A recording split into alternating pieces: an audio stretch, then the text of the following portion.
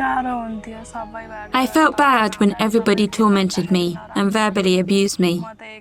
I felt as if I was alone in the world and there was nobody with me. I couldn't read the Bible, but when I remembered God's words, I felt peace in my heart. Pramila had been raised in a Hindu family in a rural village in central Nepal. She grew up with a disability. Her hands and legs were partially paralysed. But life changed when Pramila was a teenager and her grandmother took her to church. Before I went to church, my hands and legs were always burning and I couldn't wear slippers. Within a month of regularly going to church, I could put on slippers. My hands and legs were withered, but gradually they got better and I became well. Then I started believing. But whenever I returned home from church, my parents used to scold me. They used to tell me, "Don't go to church, remain a Hindu. If you go to church, it's as if you're dead and no one will care for you anymore." But I replied, "If I am healed, I will go to church. I don't care what anyone says about me."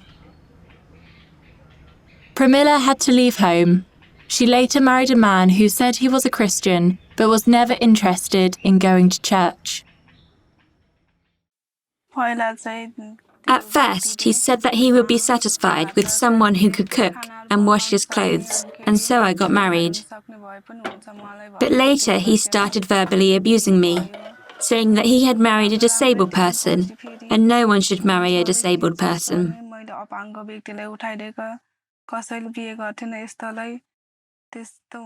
In the middle of all of this, I became pregnant and had a daughter. After that, he said he didn't need me, and he went away and left me.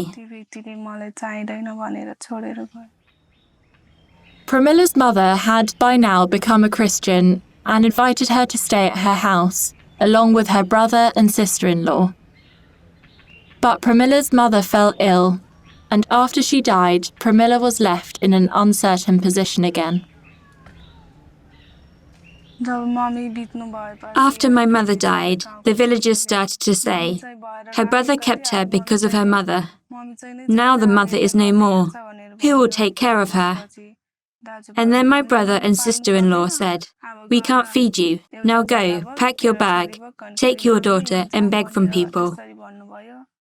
They told me to leave, but where was I to go?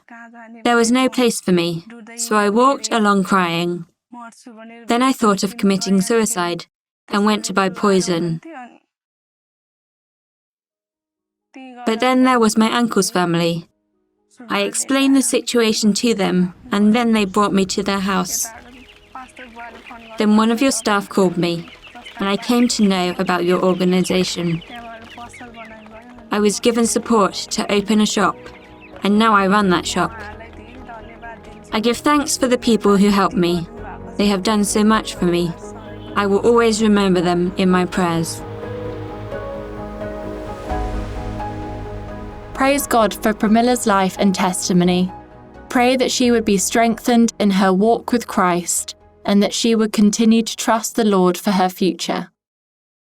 Please pray with Pramila for her daughter, for her physical health, her education, and her spiritual growth in the Lord. Pray for other women like Pramila who have faced rejection from their families and communities because of their Christian faith.